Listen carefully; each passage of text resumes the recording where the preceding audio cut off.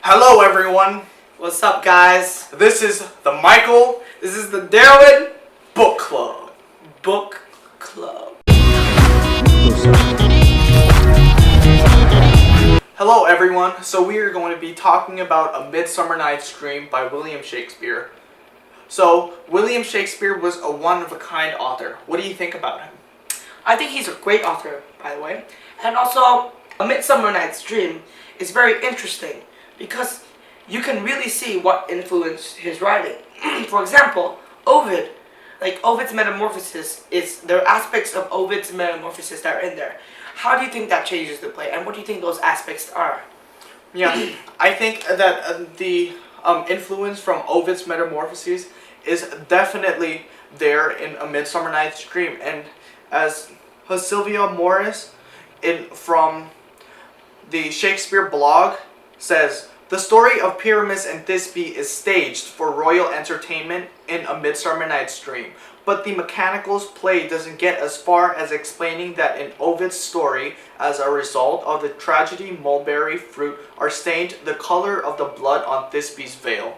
So it is apparent that the inspiration is there, even though the story that was performed in A Midsummer Night's Dream was not exactly the same as that of Ovid's Metamorphoses. Yeah. You can see that there's the inspiration in there, and that is really important because as we all know that Ovid was a classical Greek author, Yeah. and the book takes really deep roots in Greek culture. Yeah.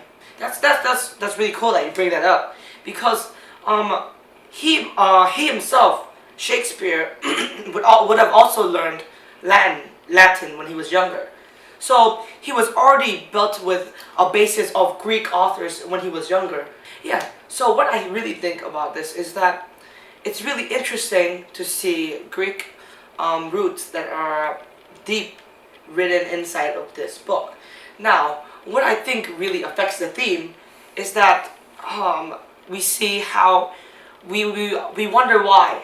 Why would he add the story of Pyramus and Thisbe inside of this play?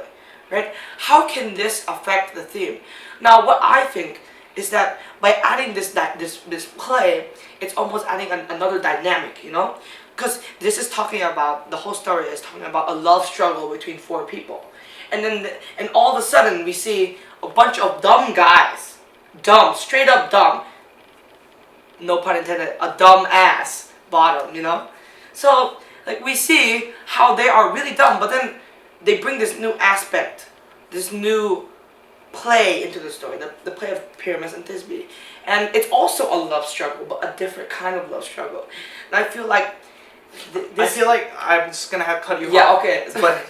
But A Midsummer Night's Dream, it's not your typical love story. Yeah. You know, compared to Shakespeare's other love stories like Romeo and Juliet, you can see the dramatic love, like the die for love, right? Yeah. But then in A Midsummer Night's Dream, there's the aspect of comedy that goes into it. There's bottom, and they're just making a fool of themselves, and I think that's really important because A Midsummer Night's Dream is more than just a love story. Yeah, it's more than just a love story. It adds depth. It shows the different ways that love could go. I mean, they didn't have a completely happy ending. And also, it gave another dynamic because it wasn't just two people love. It was different love connections that were affected in the story. And I feel like that also reflects real life. You know, it reflects real life. How we expect things to go one way, but we never see the other ways that it could go. And I feel like that's something beautiful about the text that I found. And speaking about love, what did you think about Aegeus forcing his daughter to marry Demetrius? Interesting that you bring it up because when I thought about it, it really reminded me of Cambodian culture before. Having arranged marriage and and the daughters being so forced to marry other people older than them. Like what do you think that changes? How do you think that changes the dynamic of the family as? I think that forced marriage is still deeply rooted into the Cambodian culture, and as you can see in the Greek in the Midsummer Night's Dream that Hermia was forced to run away. She had no choice because she wanted to like Lysander, but that was not that was apparently not a choice. So she had to run away. And as you can see in the Cambodian culture, a lot of kids run away and end up killing themselves. And I think that's tragic, and it really connects to this book. Yeah. So as reader response critics that we amazingly are, I want to see how. I want to know I want to know how does this affect the theme? What do you think the theme of the story is?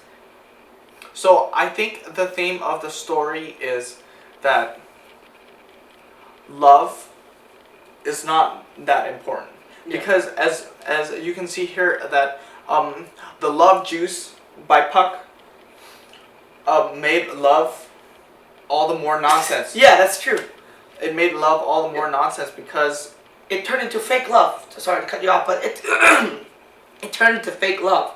Like Lysander did not love Helena in the first place, but because of the love juice, he started loving Helena, and that also brings the question: does love, like reflected in the real world, are we loving 100% by choice, or is there something a love juice? Yeah, or is there a love juice that is changing our mind? We would never know. And I feel like that adds another level of depth, you know? Because like sometimes stories are just very one-dimensional. I feel like because of all the influences that Shakespeare has, like it's all interlaced. So there's so many dimensions. You can look at this in many ways. So for example, I think about this and see love and see the idea of how choices can be made, and it's not going to be always straightforward from point A to point B. There's always different ways it could happen. And Michael might think different about the situation. So like, give us some ideas of how do you think this book applies to you? Like, I think the theme of the play in this case is love, but not just any love. Is that love is subjective. If we were to view the love triangle between Demetrius, Lysander, and Hermia, and then there's Helena in the background, you can because of the love juice, their love got mixed up, you know? One minute Demetrius hated Helena, and then he started to like Helena. As you can see in the book, it says that, "Then I hated her for a time, as a sick person hates the food he usually loves, but now I have my natural taste back. Like a sick person when he recovers, now I want Helena. I love her, I long for her, and I will always be true to her." So in this case, the love juice can be compared to society, you know? In this case, society's love juice are things like money. There's wealth, there's peer pressure. Yeah. Yeah. Yeah, and like I want to add to that, like, you know, sometimes we don't see it. Sometimes we're blind to it. And that's what's really scary. We're sometimes oblivious to these influences that are from the outside. Like you said, money also influences the way we see other people. Yeah, Okay? there are these different factors that affect love. Yeah. Okay, now I want to divert your attention to the love between the two couples of Hippolyta and Theseus, and Titania and Oberon. What do you think about them? I think that it's really interesting about the love contrast between these couples, and I would like to quote from an analysis that was done by a few students. So, and I quote: "The relationship between Theseus and Hippolyta represents ideal, mature love, and contrast with other lovers' relationship.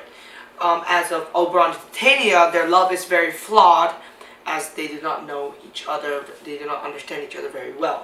And I feel like these students bring up a very good point, in the sense that all these couples has its own dynamic, their relationship dynamic.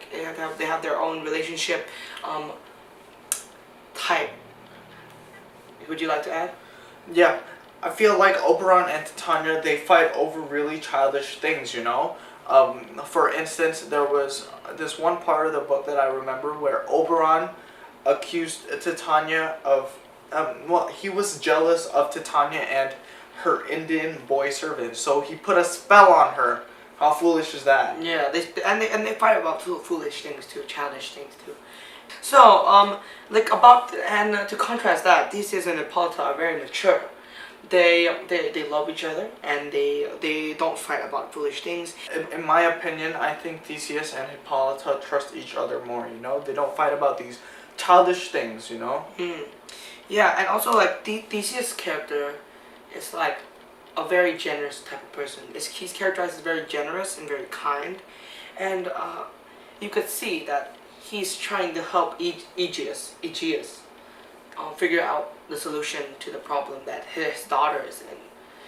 So it's really interesting to see how like two polar opposite types of relationship are included into the play, and it's really, and I just want to add to it that what I took out from this is that it may look good on the outside, it may look perfect from the outside, but when you look into it, there are many struggles. And then what sets good couples apart from bad couples is how they deal with it, like Theseus and Hippolyta. Thank you guys for staying around for our book club. It's me, Darwin, And Michael, signing out. Closer.